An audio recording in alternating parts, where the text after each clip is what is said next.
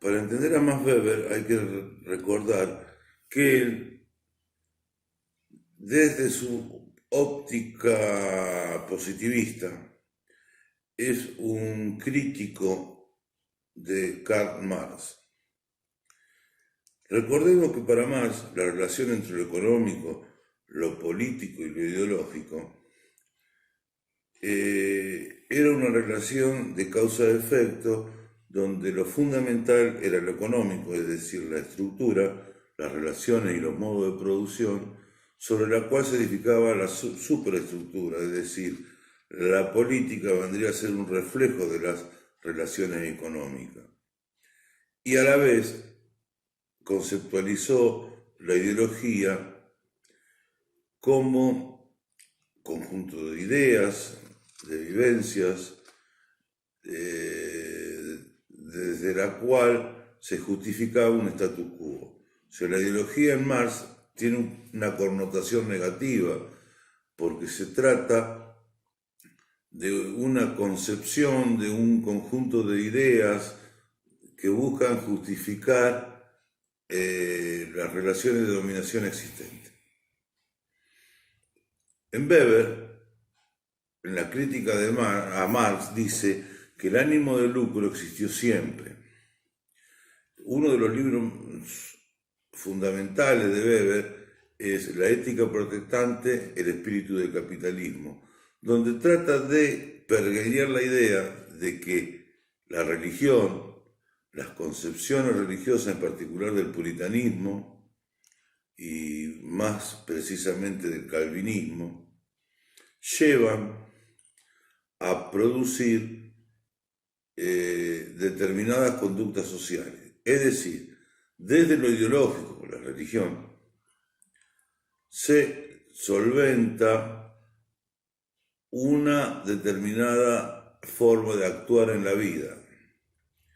Esa forma de actuar basada en el ahorro, en una vida austera y en la idea de un trabajo incesante, son los motores del capitalismo para Weber. Desde esta perspectiva, Weber trastoca la relación entre lo económico, lo político y lo ideológico como estaba en Marx. En Weber, estas conductas, producto de la religión, son dispuestas, fomentadas por una determinada concepción religiosa que en última instancia es una concepción ideológica. Así pues, lo ideológico es fundamental para la existencia de un orden y de un determinado sistema. Después de esto, estas conductas van a vivenciar la necesidad de una institucionalización de determinadas prácticas, se van a dar determinadas orientaciones en materia económica, pero estas orientaciones van a necesitar de una institucionalización. Así pues, a posteriori de lo ideológico viene lo político. Lo político da el marco en virtud del cual se va a estructurar un sistema económico. Así pues, en vez de las relaciones inversas, primero lo ideológico, después lo político, por último lo económico. En este orden de ideas necesitamos necesariamente hacer alusión a la concepción del orden en Weber. Weber sostiene que hay 4 tipos de órdenes: un orden social, un orden jurídico, un orden económico y un orden político. Desde el punto de vista de su pensamiento, es imposible concebir que existe una sociedad si no hay un conjunto de normas, un conjunto de reglas de juego, que permitan la existencia de esa sociedad. ¿Por qué? Porque el hombre actúa en sociedad siempre en referencia a que su acción va a generar una reacción en otros sujetos. Así pues, cuando hablamos de orden jurídico, el mismo es la institucionalización de una determinada forma de vida, que es, sin lugar a dudas, un tipo de orden y no el único. Cuando hablamos de orden social, Weber distingue entre una sociedad fundamentada en estamentos o una sociedad fundamentada en clases.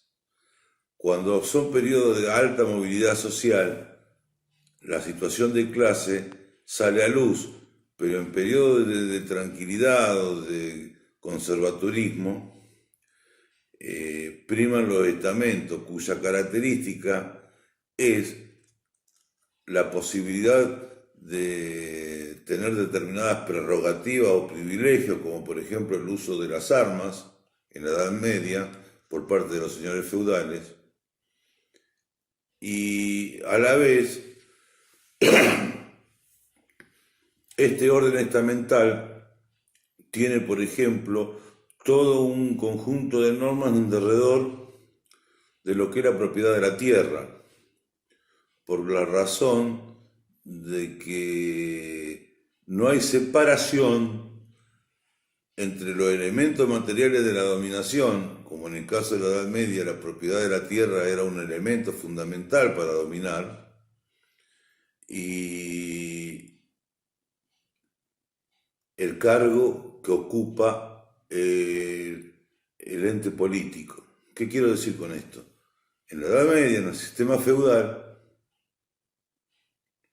el orden económico se solventa sobre la base de una sociedad estamental donde no hay movilidad social amplia y en donde tenemos que, al no haber separación entre los elementos materiales que hacen a la dominación y el cargo en relación a las personas, el señor feudal, su autoridad, su poder de dominación, su condición política de duque o de noble en general, era transmitida por herencia al hijo mayor varón de la familia.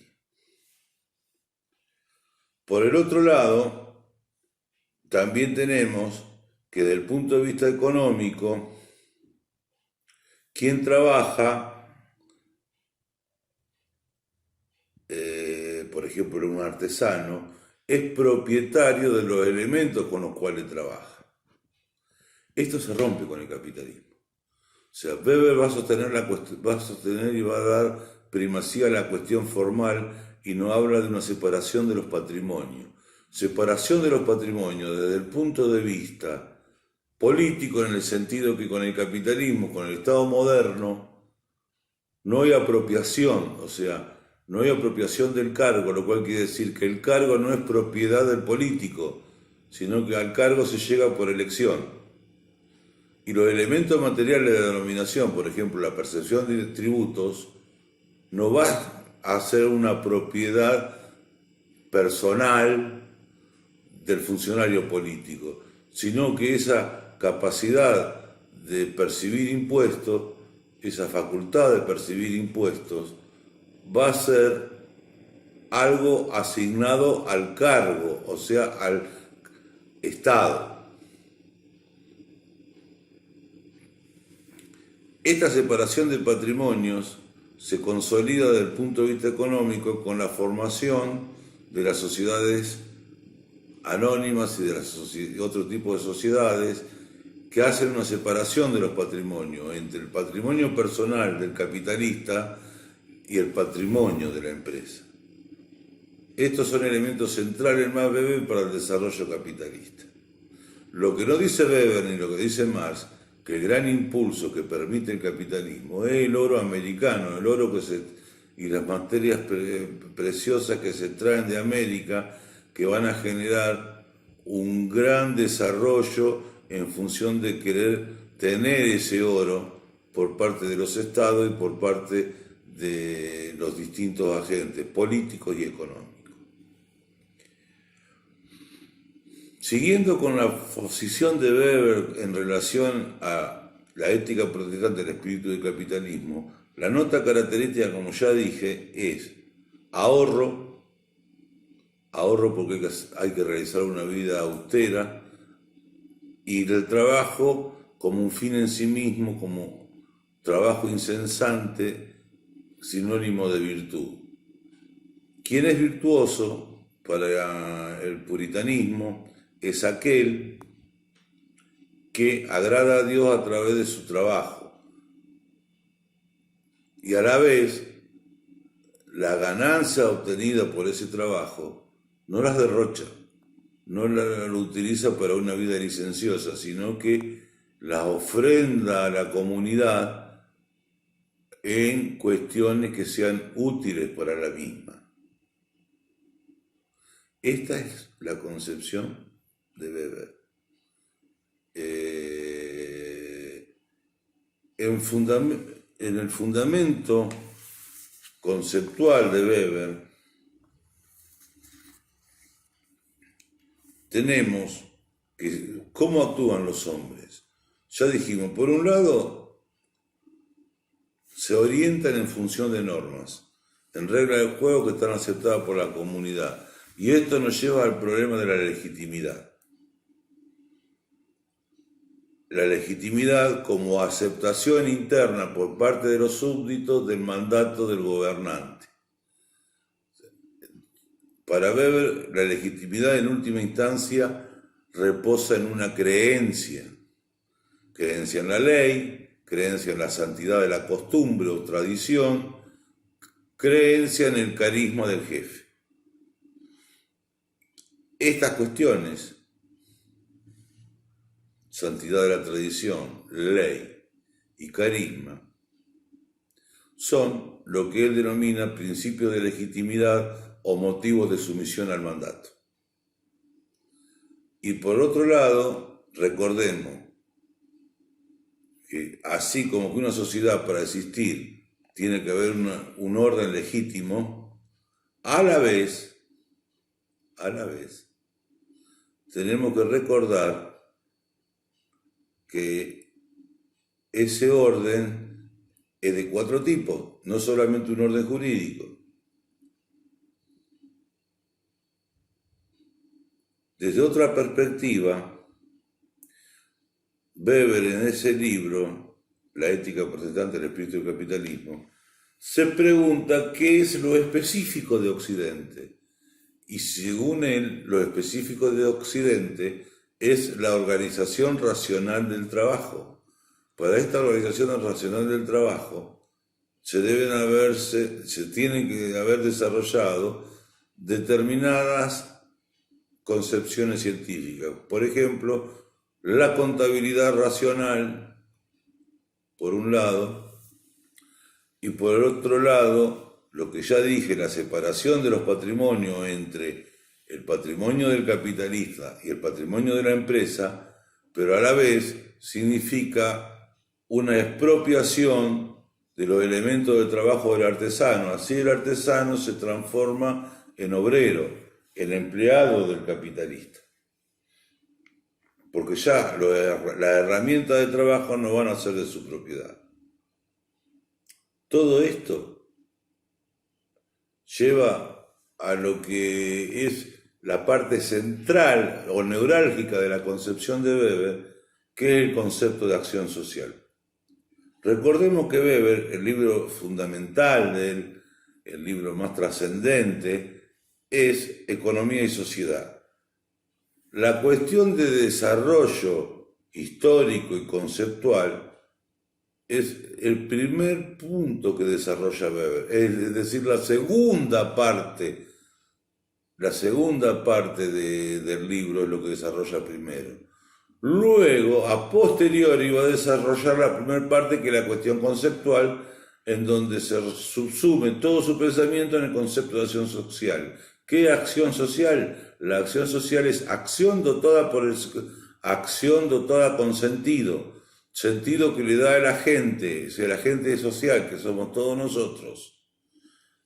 La acción social es una acción que suele estar referida a las posibles reacciones de los otros.